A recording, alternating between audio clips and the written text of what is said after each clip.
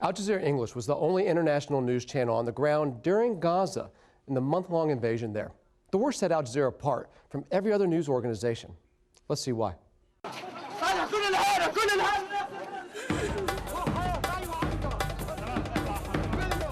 neighborhoods, which could potentially... neighborhood.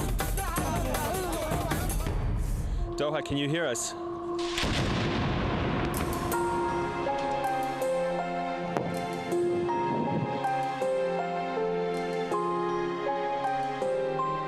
In the first couple of days when we started getting calls from international media outlets to report for them what was happening in Gaza, we started getting a sense of how important our role was. I focused on the news and focused on the events as they were happening. Has given them a chance to go out, try to make it to the supermarket, try to... Ayman, do we need to let you take cover? And Shireen was going out every day and risking her life to tell the stories and the suffering of the people. I went in and spoke to them and it became very natural. I just had the camera on the whole time. They told me their story. And just as we were talking, somebody got a phone call and they ran in and they said, everyone evacuate. The military have called and they said that this area is going to be targeted again right now. You've got 5 minutes. We can hear the sound of the Israeli drones just above us, and there's word that we may have to evacuate, but the problem is, where can everyone go?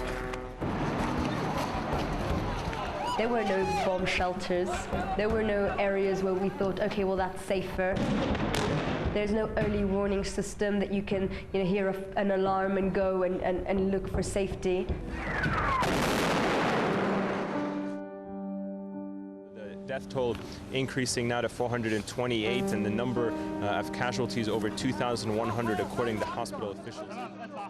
We suddenly got a sense that troops were moving towards us, that there really was nowhere to go or nowhere to run anymore. Unfortunately, as you can see from the smoke rising there, in fact the UN buildings are indeed coming under fire either directly or indirectly. The following morning, we decided to go and see exactly for ourselves. Lying in peace amidst the war, as mourners pray for the victims of what many are calling an Israeli massacre. Later that day, the United Nations confirmed that the Israeli military told them, in fact, they were wrong. No Palestinian factions were firing rockets from there, and that they would be launching an investigation into that particular incident. Now let's go to Gaza City, live there. Ayman Mohyeddin been there throughout, but I suppose it's one of the first real chances you've had to get out and assess the damage. Absolutely, David. In fact, we're standing about 2 kilometers That very first day of the ceasefire, we went to one of the most hard-hit areas. The most difficult thing was seeing where the people begin to pick up the pieces to their lives. Where does a father who lost all of his children and his wife go? Where does a farmer who has no more land, to farm, earn a living? And to hear them ask us for help was very, heart-wrenching, because as much as we wanted to convey their story, we also knew that there was nothing we could immediately do to help these people. The horror that I'm seeing and the horror on the faces of these people is not something I can put into words in 2.5 minutes. Okay, let's go back to the crowd. Just by a show of hands, how many people here saw Al Jazeera English's coverage of the war in Gaza? What did you think of the coverage? For me, Jazeera was the go-to source. Ayman's coverage was exceptional. I was following it on Twitter, which I thought was such a very good service, the Jazeera that you guys were doing. For me, it was indispensable. And I had changed my channel to Al Jazeera English much before that, so I knew that would be the place to go. And I think it's such an important perspective for Americans to have access to. Let me ask someone on the panel, and anyone can go after this. What really set apart Al Jazeera English's coverage of that war from anyone else's coverage? Because we were in Gaza before the invasion, and then it was all closed in, no one else could get in. Hence, for once, we actually proved that to be there and to do the authentic kind of reporting actually allow you to be the one then for a whole month to report on the story. But I want to say something from Gaza onward that I think is far different than what you would expect me to say about Gaza. The gentleman said Ayman, and an Israeli journalist said, my hero is Ayman. The leading journalist in Haaretz said, my hero is Ayman. My hero was in fact Shireen. Shireen was the one who went out there in Gaza and reported the story when Ayman had to be on air with us, getting the different information and reporting on them. Now listen to this. We had Shireen reporting the story in Gaza. We had Zaina on the borders, another young journalist. We had Noor Aoudi in Ramallah, another young journalist. We had Jackie Rowland in Jerusalem, another young journalist. And then we had another Zaina, Khudr this time, in Beirut, reporting from there on the story. We had Huda, another young journalist in Iraq, reporting on the story. And then we had to bring others to help us out. So we had in Afghanistan, Teresa Bow, another young journalist. I don't know if you're getting my drift, but our perspective in all of these hot areas in the Middle East were young female reporters. If anyone wants to stereotype Al Jazeera, please pay attention.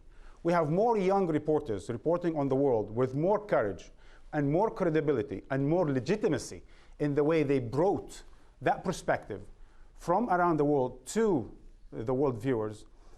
I don't think there's anyone out there but Al Jazeera English. Yes, my name is Jonathan Tucker. I'm with the Monterey Institute of International Studies. How did Al Jazeera cover the Israeli victims of the Hamas rocket attacks? And I know there wasn't an equivalence there, but how did you present that side of the story? Well, I mean, I'll start. I mean, by covering it thoroughly. I mean, we're proud about our coverage of that conflict, not only because of the exclusive perspective we had from within Gaza, but we had more crews within Israel, more journalists and producers covering Israel, including southern Israel, including those towns that were affected by the rockets from Gaza. And I think one of the things that's often lost in the discussion of Al Jazeera in general is that Al Jazeera Arabic, when it was created in 1996, was revolutionary in that it allowed Israelis, Israeli spokespeople, Israeli artists, Israeli thinkers to speak directly, unfiltered, unedited, live. And it was the first time really the Arab world got a sense that there is an Israeli perspective that needs to be listened to. And I think that that's consistent throughout our coverage on Al Jazeera English. And I think the fact that is often forgotten is that Al Jazeera English and Arabic, for that matter, are two channels that are widely distributed within Israel, are widely watched within Israel. And we have never received any kind of substantial criticism that our coverage of their issue, as well as the broader issues, is being done in anything other than a professional way. We have another question. Can I ask you to identify yourself? Sure. My name's Dalia Mogahed. I'm from Gallup. And I think we all know that there's a very strong link between the media and public opinion, which is what we study at Gallup. And I'd like your perspective on the use of language. There was an interesting op-ed in the LA Times last week about the use of language specifically as it relates to the Palestinian-Israeli conflict, where settlements are sometimes called neighborhoods, or Palestinians are referred to as either moderate or extreme, whereas Israelis are hawks or doves, a totally different kind of categorization. That it kind of goes on and on about specific language usage and how it frames the topic. Do you have a policy around language? What do you consider a state? Netanyahu talked about a Palestinian state, but it has no military and doesn't own its, doesn't control its airspace. Is that really a state? The op-ed was making the point that language is a very powerful tool for framing the issue, and I'd like to hear your perspective Marwan, on language. What do you think? I'm going to talk to you now as a sociologist, not as a senior political analyst. One of the biggest problems for a sociologist like me to be in media is definitions. It's very tough because definitions are not devoid of their context, and their context is power. And if you notice, all of the other international networks that come out in English, they do so from the centers of powers around the world. So the most influential capitals of the world are where the most important international networks come from. So you cannot then separate their language, the use of language, from where they're coming from in terms of the context of power, and they're looking at the situations around the world from their perspective, which is the north, which is the center of power. We, since we are in 4 broadcasting centers around the world, although we do have a sort of standardization of our use of language, we have a whole long dictionary of sort of what you used for when and how you spell it and all of that, which I always get wrong. But certainly, the way we do it is, on the controversial questions, we stick to the international law and international norm. So, are they illegal settlements according to international law? We deem yes. Is this an occupation or is disputed territory? We deem it's an occupied territory according to international law. Now, when there isn't a very clear international law, we take the perspective that, as I said, is not unique to a center of power. We, as Al Jazeera, we try to look at things from the periphery of power, because in some ways we are the alternative voice in the international system. If I may add just one last thing, I wanted to say it from the very beginning, actually. I could reduce Al Jazeera to Barack Hussein Obama. If you want to understand us, you have to understand that we come from a place where we are already looked at as biased. So even if we use certain terminology, we're going to say, oh, we're looking at with suspicion. Just like as Mr. Hussein Obama was looked at with suspicion. We come from a place that we are mixed blood. We have a color. It's called Al Jazeera. We're not going to escape from our color. We're not going to escape from where we come from. But certainly we stick to those principles that the likes of Barack Obama stuck to. He didn't change his name. He didn't change his principle. He wasn't humiliated by where he came from. We, I think, Al Jazeera, feel that way. Okay, well, let's move this forward. That's actually a pretty interesting point, Marwan. The irony is about the United States, which you point out, one of the changes that's happened since we've been on air, and that's the election of Barack Hussein Obama. The irony is that while we haven't been distributed in the U.S., we've actually been covering the states from the start. Let's take a look at how Al Jazeera English has covered the United States for the last couple of years. Because it was authorized. I'm here to be with these kids, all right? I know, but everybody wants to know. Go ahead. Yes. Was there any pressure put on your office for you to water down the report that you're talking about on Gaza? And accused Israel of grave offenses, it said, and of also deliberately targeting UN civilians and facilities in Gaza. How do you respond to that, sir? President Karzai, there's growing anger about civilian casualties. No questions here. Folks, no questions here. That's Al Jazeera. I know these guys, you know. Out of the car! Guatemala has one of the highest crime rates in Latin America. Only last year, around 6,000 people were murdered. When they cross the border, they target you. In only 15 minutes, and for $15, I got a fake ID with my photo where it says my name is Janet Napolitano. It also has an address, which nobody verified. We've just been brought here by Colombia's anti-narcotics police, helicoptered into this region so we can look for a clandestine cocaine laboratory. That was a hell of an exit. Okay. Pure cocaine. Yes. This used to be Haiti's rice bowl. And now Haiti is utterly dependent on imported food of all kinds. The company has refused our request for an interview and has prohibited us from filming on their property. The last time these ticket booths were in action was January 1988, when the last train pulled out of Michigan Central Station. The mortgage crisis and the credit crunch are changing the face of the global financial industry before our eyes. While this prison sits empty here in Montana, the debate over what to do with the Guantanamo detainees is heating up in Washington. He is friends with the terrorists of this country. He must support terrorists. The divisive nature of this campaign has brought out into the open what's usually discussed behind closed doors in America. He thinks us white people are trash. Preserve, protect, and defend the Constitution of the United States. Obama said this is the moment that will define a generation and called for the beginning of a new era of responsibility. FARC guerrillas are known to be around this region, but the Army's strong campaign has forced them to constantly be on the move. Smithfield itself consistently denies it has any linkage to the outbreak. Its pigs are clean, it says.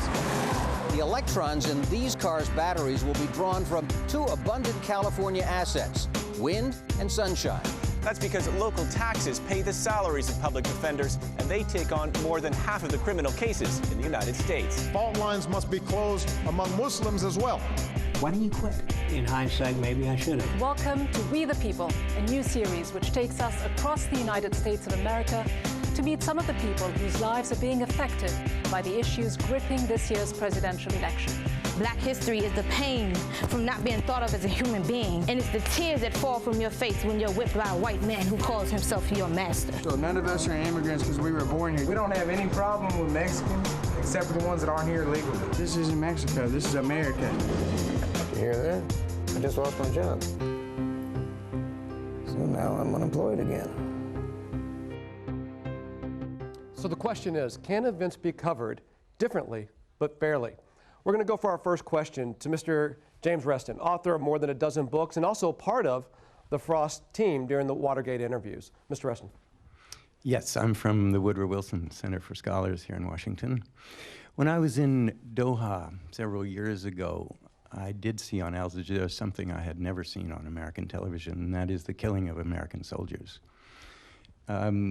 Obviously, there was a greater bang for the buck for an insurgent who was blowing up American soldiers or killing them to film them film this killing at the same time, and Al Jazeera was using this film.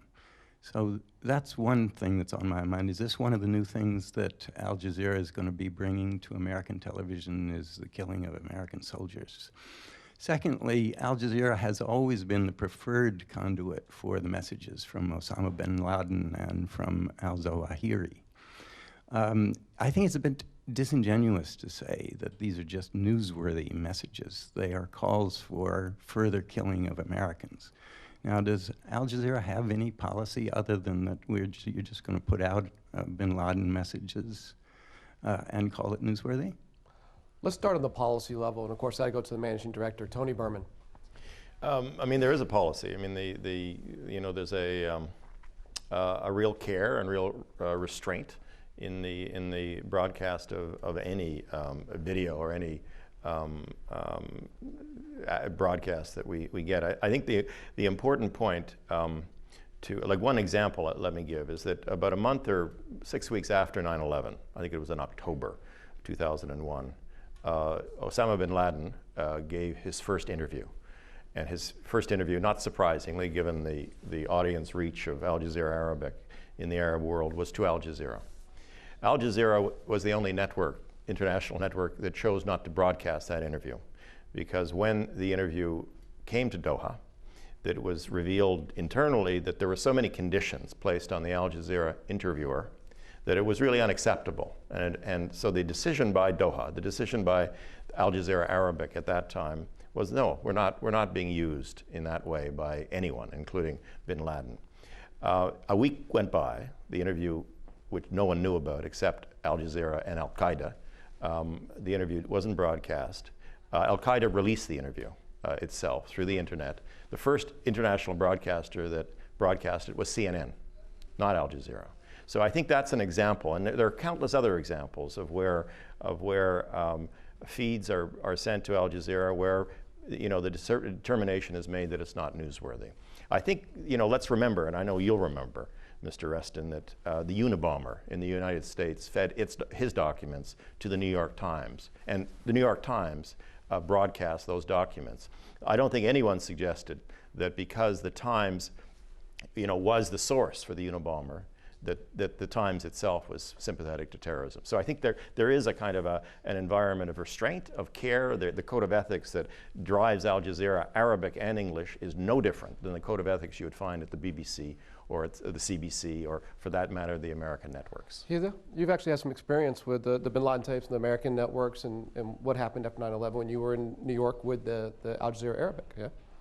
Well, again, it was, that incident on October 7, 2001, where there was what was deemed by so many networks to be a newsworthy message by bin Laden because he hadn't been heard from since 9/11, yet he was the suspected person standing behind it. So you would think that a news organization would consider that whatever such a wanted person has to say may be of interest to the wider world. And I think what was interesting back then in the few days following this broadcast, incidentally, as I say, across America and in much of the rest of the world, is that there was a meeting that took place between US officials and the executives of all the top networks in the United States, including the 2 cable channels, in which they were asked not to broadcast these messages anymore, and that's what they did. What we're talking about here is we're talking about a network called Al Jazeera English that's been on the air for 2 years, that is seen in the countries that I think we mentioned. It's regulated in Britain, for example, by Ofcom, which is the most stringent broadcast regulator in the world. There has never been an instance, not one instance, on Al Jazeera English where the killing of Americans was just blithely, gratuitously broadcast. So that's let's focus on the channel we're talking about. And I think what may have happened, what perhaps happened many years ago, does not have direct relevance at all at the channel that's broadcasting 24/7 now. Another one from the audience. Can I ask you to identify yourself? Hello, I'm John Sullivan. I'm a press officer at the United States Department of State. I'd like to thank you guys for showing up here today. It's been great. There have been 24-hour news channels, international news channels, that have tried to break into the United States before, most notably BBC in the past. What are you going to offer the American public where these channels have failed? How do you expect to reach a larger audience in this country? What's Al Jazeera English going to offer that, well, no one knows the BBC better than probably David Frost on stage? What's different about Al Jazeera English? Why would Americans care to watch it when other international news here has failed? I think partially it is the point of view that we were mentioning earlier on, that the point of view of a listening network, as well as a network that's stressing areas like the South and rather than just the North and that sort of thing. Someone once said about action without vision is pointless. Vision without action is fruitless. But with vision and action, you can change the world. I mean, I think Al Jazeera English believes in vision and action, doesn't believe it can change the world. That's not for a television network to do, but it can maybe change a few resistant minds. I only have time for one more question out of the crowd, but a quick follow-up, because we were talking about language. Myanmar or Burma on Al Jazeera English? I think we chose Myanmar in the end, didn't we? Myanmar. BBC, Burma. I mean, I think if language says anything, that may Josh, do you be it. But if you say Myanmar, you have to add the former Burma, because no one knows. All right, let's go to the crowd. I want to try to get two quick questions out of the crowd, and then they're going to cut us off. Did you say State Department? Did you say State Department? Yes. U.S. State Department. I'm going to have news for you. We're going to be far more challenging to you guys than the normal networks. All right, we want to try to get two questions out of the crowd. So. I'm Kim Abbott from the International Crisis Group, and we're a conflict prevention organization. We're working in about 60 conflict zones around the world, and we've been working with you since your launch and even before, and I really commend you for reaching out to NGOs and other groups who have experience in these places and asking what should be covered. I'd like to say, though, that some of the coverage has been uneven, and we have analysts that you interview every day in places like Sri Lanka and in Africa and Congo and Sudan and Zimbabwe, but we have other analysts who won't do interviews with you because they feel like the questions are leading and that they have foregone conclusions. Pakistan, specifically, I'm thinking of. So I'm wondering how you would respond to that and how you are addressing some of the unevenness in the professional standards. Well, I mean, I think we take these comments and these observations or these criticisms seriously. I mean, look, this is history on the run. This is a 24/7 international news channel that has things happening every second of every day. And we do some things wonderfully well. We do other things, flawed. And I think the one thing that I think is really important within Al Jazeera is to be very self-critical and very open to the kinds of observations that you're making. And I think that how we handle interviews, we try to be, as Josh indicated, we try to be challenging. I mean, that is a distinctive. And sometimes we challenge with great acuity, and other times it could appear to be hectoring, or the interviewer may be unprepared. And when that happens, we look deep into our soul and we try to improve the structure and the processes that led to that. And that's why we're very open to this kind of criticism. It couldn't be more appropriate to end this show on a good and challenging question. I'd like to thank the panelists for being here today. I'd like to thank the audience who made this show actually happen, made it possible. And I'd like to thank you for viewing. Now that we're in the United States, the American audience can finally judge for yourselves.